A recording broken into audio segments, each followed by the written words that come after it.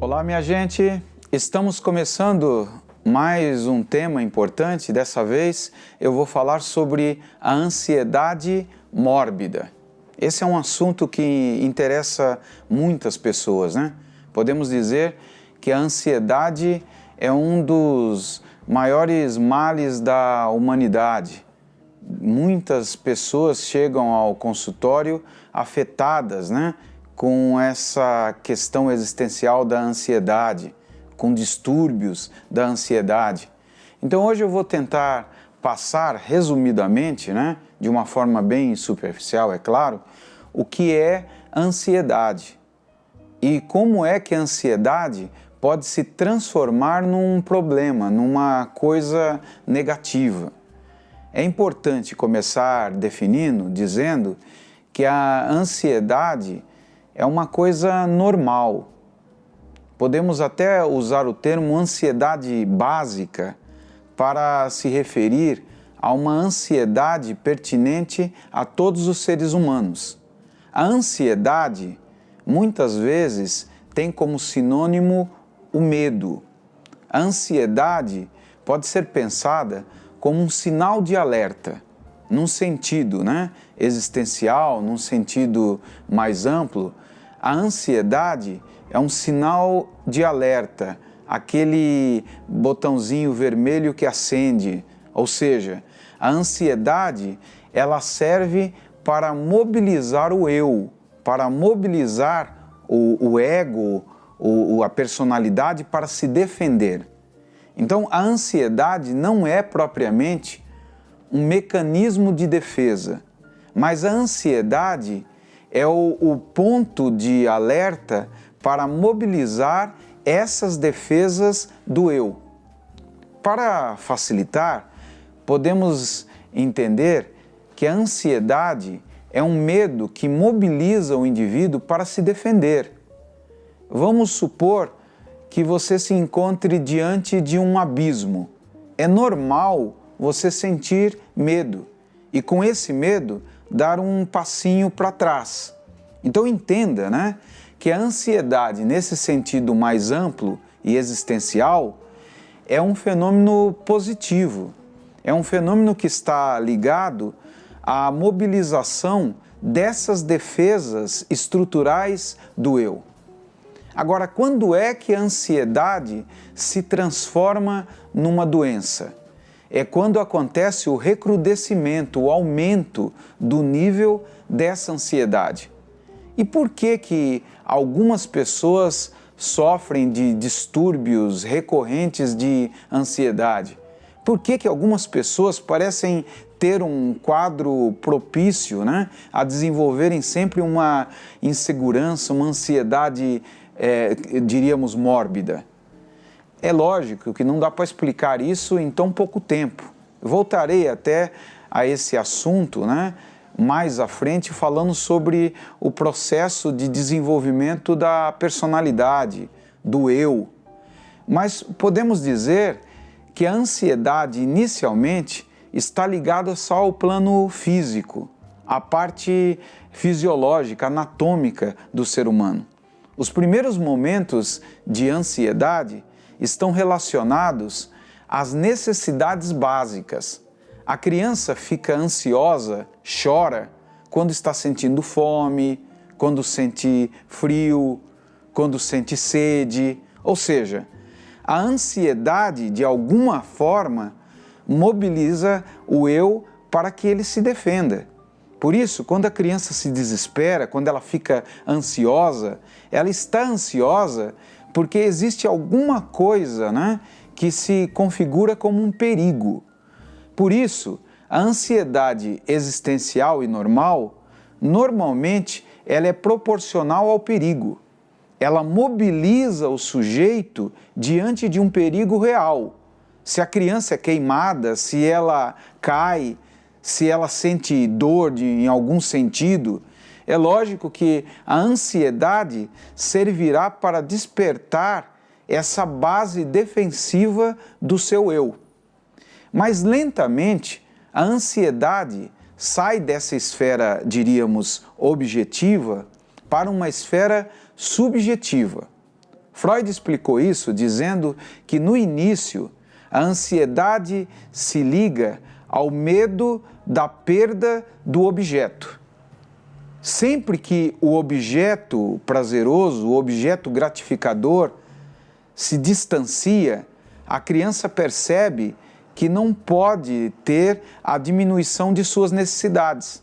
Por isso, a ausência da mãe, a ausência de seres maiores e protetores vão fazer com que a criança fique ansiosa, porque ela teme perder o objeto, que é o suporte para a sua sobrevivência fisiológica.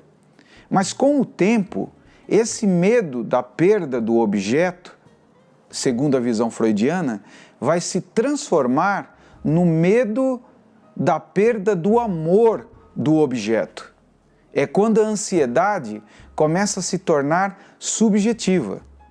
Ou seja, lentamente a criança vai perceber que quando faz uma coisa errada, a mãe vira-lhe, por exemplo, o rosto, não aceita aquele comportamento, briga com ela, a ameaça moralmente. Então tudo isso vai fazendo com que a criança comece a viver um outro tipo de ansiedade, que é a ansiedade moral. A ansiedade que está ligada à perda do reconhecimento, à perda do amor das pessoas significativas.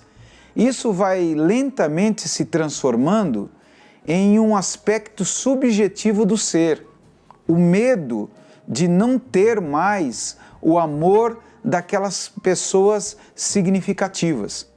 Vejam que isso é base da socialização. Não há nada de muito estranho ou anormal nisso. Isso vai gerar o sentimento de culpa, por exemplo, quando você faz o mal feito ou quando você diz uma coisa que não devia ter dito para alguém. É normal você sentir culpa. A culpa é um desdobramento dessa ansiedade. A culpa é uma espécie de sinal de que você pode perder o amor daquela pessoa significativa. Vejam que nesse sentido, a ansiedade não tem nada de patológica, não tem nada de anormal. Porém, algumas pessoas que sofrem traumas, que sofrem abandono, privação, essas pessoas podem desenvolver um sistema de alerta exacerbado, um sistema de alerta desproporcional. É isso que vai fazer com que, normalmente, o indivíduo sofra disso que comumente se chama de distúrbio de ansiedade. Pessoas ansiosas são pessoas que sofreram na infância, normalmente, um estado agudo, de insegurança. Pessoas que, de uma certa forma, foram privadas da proteção, foram privadas do amor, do carinho, da atenção. Então vejam, que a ansiedade nesse sentido mórbido tem uma explicação.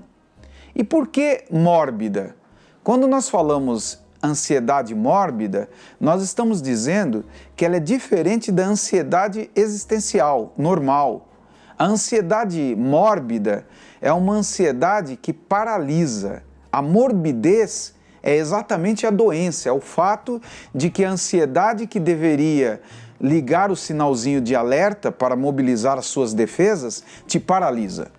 O indivíduo com essa ansiedade mórbida, ele não consegue se defender. Ao contrário de pensar racionalmente, de criar estratégias, de gerar meios para fugir de um perigo, esse indivíduo fica paralisado. Eu costumo sempre dizer aos meus pacientes em consultório que a ansiedade mórbida é aquilo que tipicamente as pessoas chamam de medo de ter medo. O indivíduo tem medo de uma coisa subjetiva, tem medo de uma coisa que nem aconteceu. Uma das características básicas dessa ansiedade mórbida é a antecipação de uma coisa catastrófica, a antecipação de um perigo. É aquele sujeito que me chega no consultório e diz que está petrificado com medo de não passar num concurso público, de não passar no vestibular. Mas não é um medo qualquer, mas um medo paralisante, um medo desestruturador, que leva o sujeito, muitas vezes, até mesmo a sentir sintomas de pânico, de angústia crônica e recorrente. Então percebam, né, que aquele que sofre de ansiedade sofre de um processo de antecipação de um futuro que não é nem futuro. Eu digo sempre aos meus pacientes que eles estão tentando se defender não propriamente de um futuro, mas eles estão se defendendo das suas próprias fantasias em relação a um pretenso futuro. Portanto, o sujeito afetado pela ansiedade mórbida, esse sujeito que se auto-sabota, esse sujeito que começa a temer coisas subjetivas sem um motivo, está projetando a sua insegurança como se fosse um futuro. É importante fazer com que o indivíduo ansioso volte para o hoje, volte para o agora. Por quê? Porque o ansioso se projeta num futuro que não existe e normalmente ele pensa sempre o pior, ele nunca pensa o melhor, ele sempre pensa o pior. E é interessante dizer que isso nada mais é de que um esquema de fantasia que sabota a personalidade desse sujeito tomado pela ansiedade. Agora, é lógico que tratar a ansiedade não é um processo fácil. O indivíduo às vezes pode passar, muitas vezes meses, anos, dentro de um consultório de um psicanalista lidando com essa questão da ansiedade. Por quê? Porque a ansiedade não tem só aspectos conscientes. A ansiedade está ligado à infância, está ligado aos seres que te cercaram desde o seu nascimento. Os critérios de exigência desses seres, a maneira deles se comportarem diante de você, as crenças que foram infundidas, tudo isso vai formar um eu, vai formar uma personalidade de um tipo, muitas vezes, ansioso. Um sujeito ansioso que não consegue lidar com a realidade, que está sempre tendo medo, né? E está se sabotando ao ponto de não acreditar no seu próprio potencial. Portanto, se você sente essa ansiedade mórbida, você eu acho que entendeu bem, né? Sentir ansiedade não é nenhuma doença. Todos nós nos sentimos ansiosos. Eu, quando vou começar um vídeo como esse, eu me vejo um pouco ansioso, é normal. Mas depois que você começa a falar, aquilo passa. O indivíduo ansioso no sentido doentio, no sentido mórbido, nem chegaria a gravar um vídeo como este. Por quê? Porque estará preso, né, ao medo de ter medo. Se você sente esse medo mórbido, se você está perdendo parte da sua vida por causa dessa ansiedade, né, tão negativa, procure ajuda. É hora de você buscar a ajuda de um psicanalista. Eu sei que a psicanálise pode ajudar você a entender mais profundamente quem você é e fazer com que você se sinta mais seguro, ao ponto de fazer com que você viva todo o seu potencial, porque na verdade, acredite, você pode ser mais do que verdadeiramente tem sido. Muito bem, gente, nós estamos terminando esse vídeo, devo pedir para que você curta, compartilhe, inscreva-se no meu canal, porque isso vai me ajudar a continuar a debater esses temas. Você faz parte do meu projeto de vida. Um grande abraço a vocês.